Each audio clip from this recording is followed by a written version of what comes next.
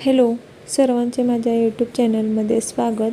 गेल्या महिन्यात ना कोथिंबीरची पेंडी 40 रुपयाला होती. आत्ता ती 20 रुपयाला झाली. आणि सुवीरच्या स्कूलच्या बाहेर एक टेम्पो आला होता आज, आणि तिथे 10-10 रुपयाला कुठली पण पेंडी घ्या 10-10 रुपयाला असं होतं. मग आम्ही 2-2 प्रत्येक कोथिंबीर, मेथीचे आणि शेपूचे असे घेऊन आलो. तेच इथे नीट करत बसलं होतं तर सुवीर असा फ्रीजचं काढून त्याच्यात घालून देठ खेळत होता. नंतर दुपारी असा हा सुवीर तांदूळ इडलीचं भिजत घालत होता, तर असा त्याला स्वतः घालायचं होतं आणि सर्वत्र असं तांदूळ विस्कटून बसला होता. आम्ही कशी कोबी मंचुरियन केली ते आज आपण पाहूया. येथे ना मोठ्या खिसणीने असा कोबू खिसून घेतला होता. कोबू मंचुरियनला कोबी हा ताजा लागतो. जुना जर कोबू घेतला तर त्याला वास खूप आलेला असतो, त्यामुळे ताजाच कोबू घ्यायचा, म्हणजे त्याला एवढा वास नसतो. मग इथे कोबू असा मोठ्या किसणीने किसून झाला आहे. आता यामध्ये थोडं मीठ घालून पूर्ण मीठ मिक्स करून घ्यायचं. मीठ घातल्यावर त्याला पाणी सुटतं. यामध्ये पाणी घालायला लागत नाही. कोबूला सुटलेल्या पाण्यामध्येच हे असं पूर्ण पीठ तयार होतं.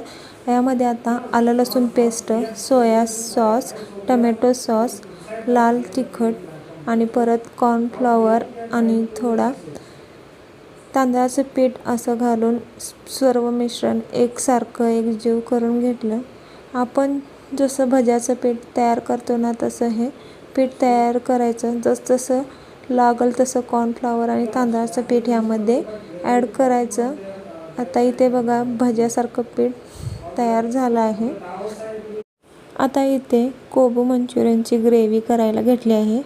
त्यासाठी लसूण असा बारीक करून तेलामध्ये टाकला. नंतर मिरची बारीक करून टाकली. परत बारीक चिरलेला कांदा चांगला भाजून घेतला आणि त्यामध्ये शिमला मिरचीसुद्धा अशी बारीक करून यामध्ये टाकले. हे चांगलं भाजून घ्यायचं. थोडं लाल होईपर्यंत चांगलं भाजायचं. मग त्यामध्ये सोया सॉस टाकायचा. परत यामध्ये टोमॅटो सॉससुद्धा टाकायचा आणि हे पूर्ण चांगलं मिक्स करून घ्यायचं.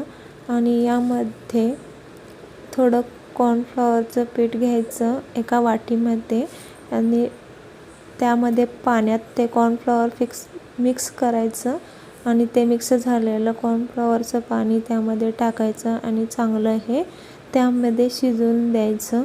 5 मिनटं शिजलं की ग्रेव्ही अशी तयार होते. आणि थोडं यामध्ये मीठसुद्धा टाकायचं.